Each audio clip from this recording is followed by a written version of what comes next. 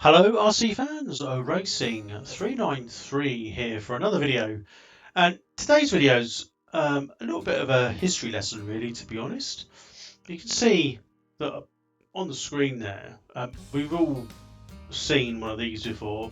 If you don't know what it is, it's a mechanical speed controller, and if you've been in the hobby as long as I have, so going back to the 80s at least, if you bought a hobby grade radio control car, for example one that you would build yourself, for the most part this was included in the kit, and this is the mechanical speed controller.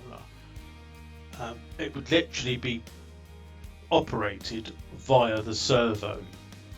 Two servos in basic radio control cars, steering and throttle and brake or reverse. So back in the day, this was very much the only way to go. In fact, it seems like nowadays that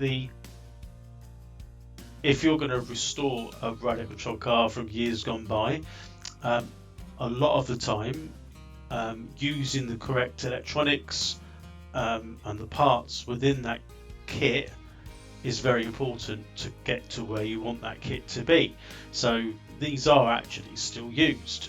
I don't have any of my cars here don't have the mechanical speed controller, but they were reasonably reliable. They used to wear a little bit, and if they got wet then you could have a few issues electronically with consistency. But it's only a 3-step speed controller, so some were like a resistor. Do you know, like the Scalextrics hand controller, which is like a coil, and you had like a metal contact area that went across. So it's like small steps to create a curve. They tend to be better because the increments were much smaller. This, you can see by the pictures, you know, the center is like neutral, and then if you move it over, in this case moving over to the right, in this, as you look at the screen, you can see that you've got a constant contact area, and then it goes to maximum.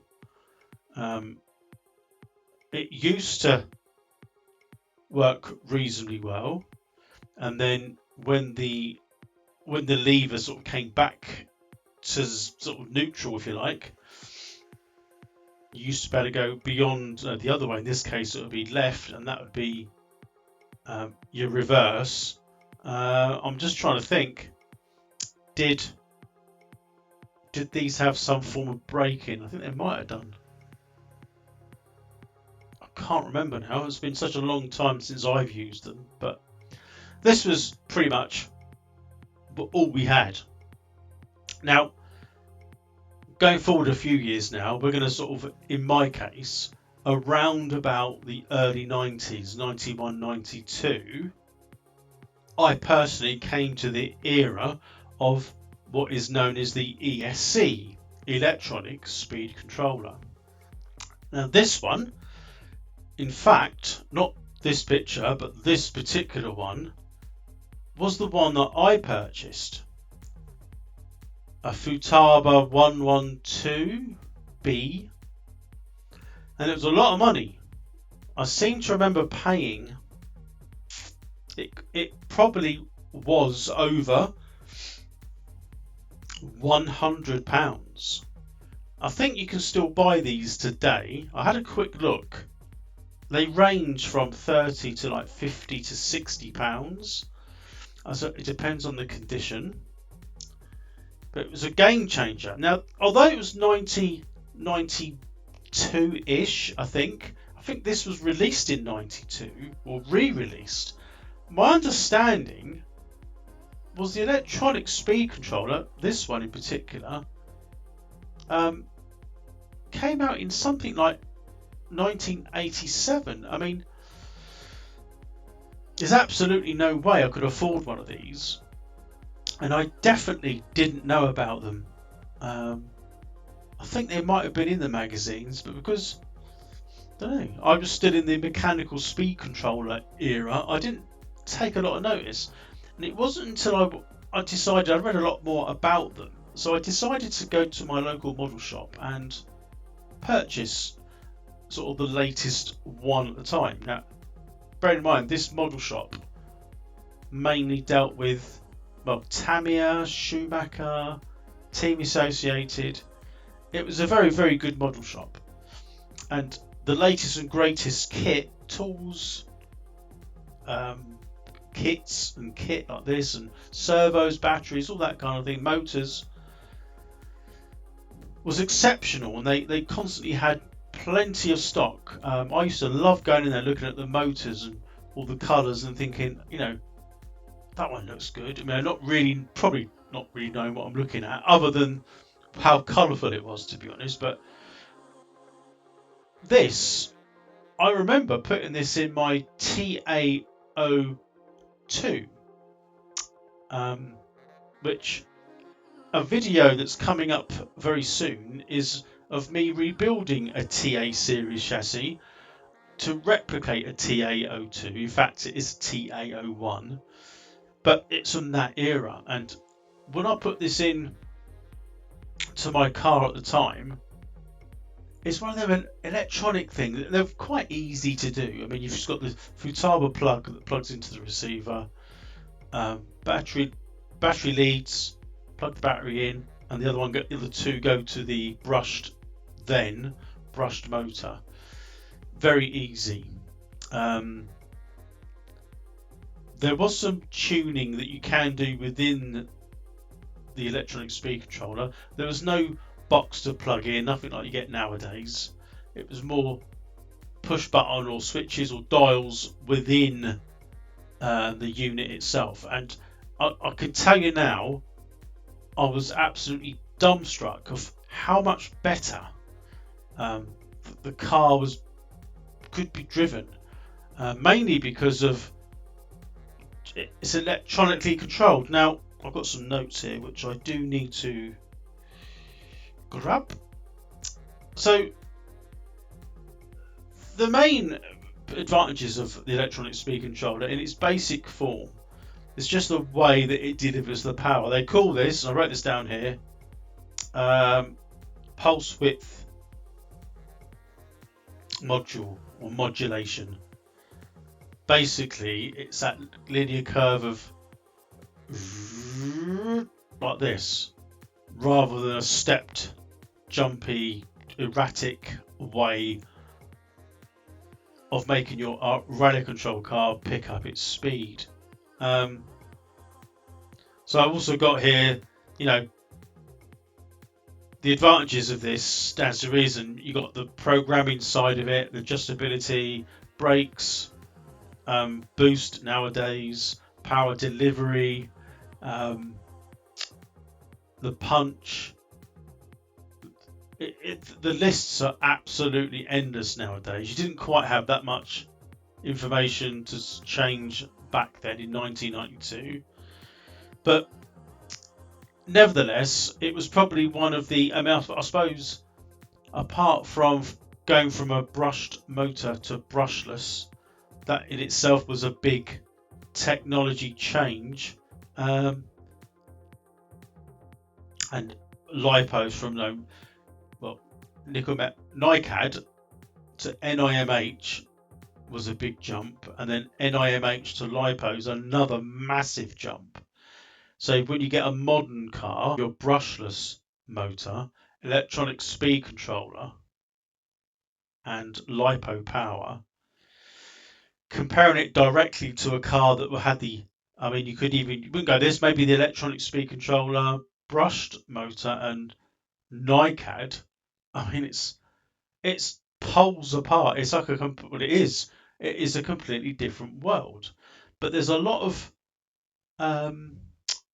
interest in making the older radio control cars period correct, which leads me on to the main reason of the video, because I've just bought myself a race ESC from years ago, and I've bought one of these. Paid quite a lot of money for it. In fact, I've got it here in front of me now. So it is actually boxed with instructions. It's for off-road, on-road, oval racing, and back in the day, I mean, this was maybe not this specific model, but this was, I mean, they're quite heavy for what they are. But you can see here, it's in absolutely stunning condition. I mean, the front of it's got a couple of dials on there, the cooling sort of fins, if you like.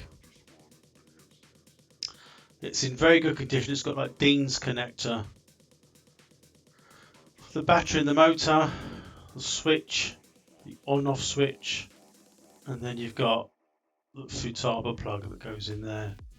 But this is in immense condition, and this is going to go into my well, it's a TA01, but I'm going to rebuild it as if it was a TA02. So I am only going to run the car on a brushed motor from back in the day, and this won't take, although I don't think it will anyway, but it won't take a LiPo. Not to my knowledge, it might do, but I'm going to use it on at least, well, NiMH.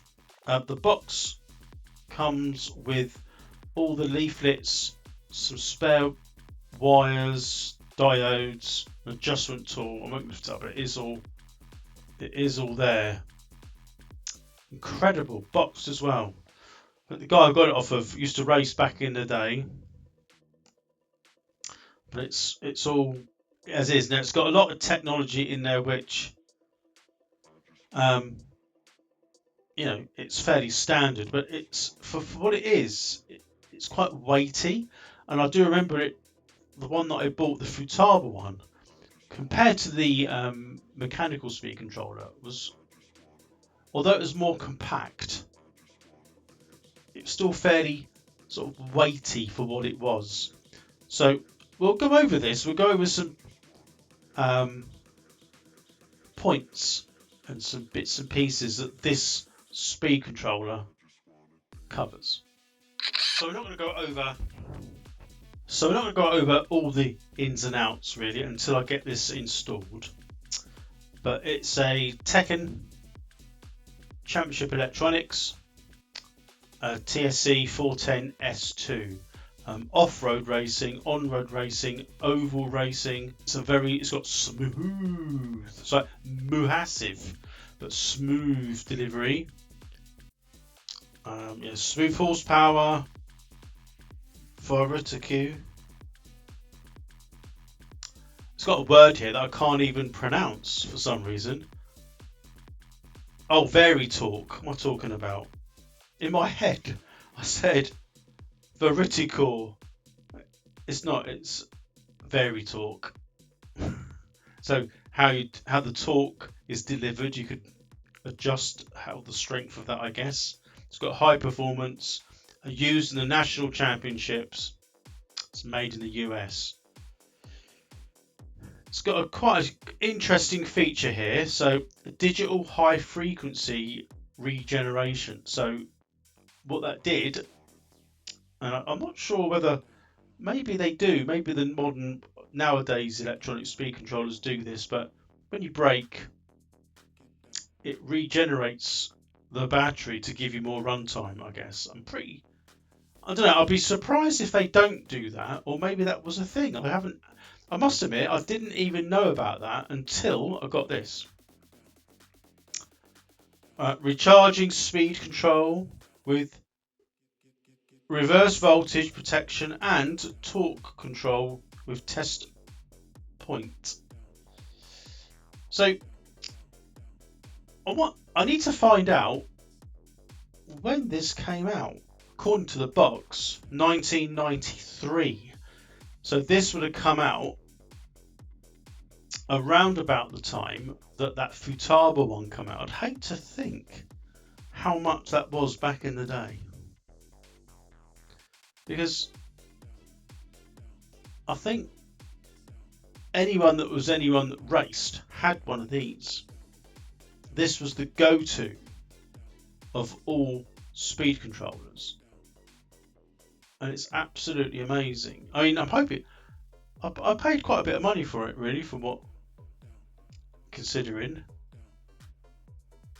you know, sort of, you could buy a modern one now for that sort of price, or definitely buy a modern one for that price.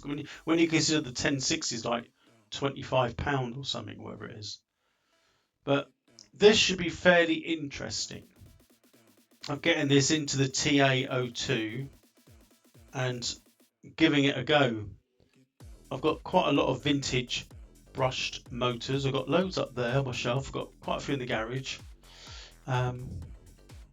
Yeah, I don't want to blow it up at all, so I'm definitely not going to run brushless or any lipo through it.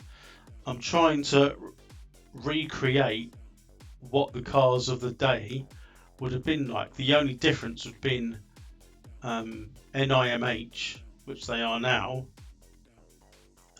sort of held more capacity and allowed the cars to be used for longer with more power, where the NiCads, I always remember NiCads took, 16 or 18 hours or more to charge, only lasted 5 minutes. I mean, I don't think even Tamiya, do Tamiya make batteries now? I don't think they do they? I mean, all those Tamiya racing packs of the day, 1400 SR and 1700, I don't know, was it RP, was it? I don't know. Still 7.2 volts. But there was so much difference between those batteries even and a normal NiCad of its.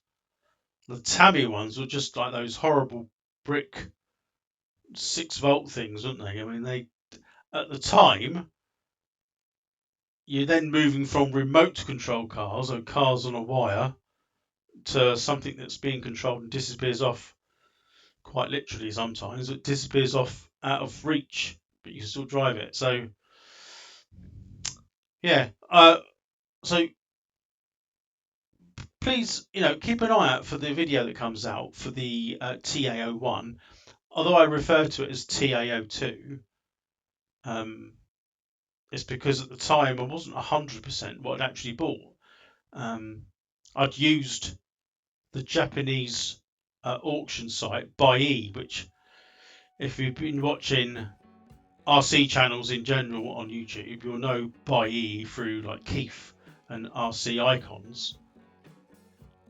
He kind of did a load on that, but I never really got involved until I really understood how it worked. I might do a video actually on that, because there's some bits and pieces that Keith mentioned. There's also some bits that he hasn't mentioned, and I think it's useful because it's much, I would say it's better than eBay, but there's a reason that eBay's better, and there's also a reason Buyee is better.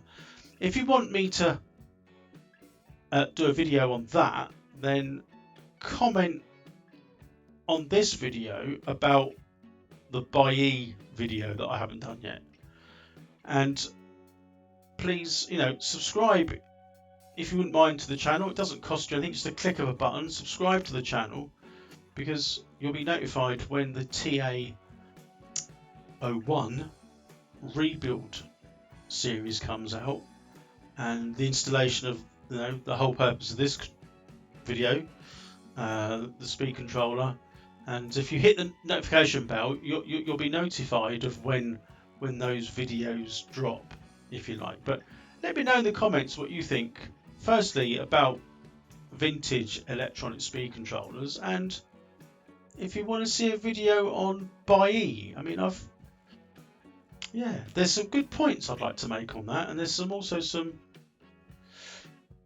not so good points. But I think overall, is it better than eBay? I think it has its positives and negatives. So let me know. Let me know what you think on that one. But anyway, thank you very much for watching. I hope you got this far, and I shall see you on the next video.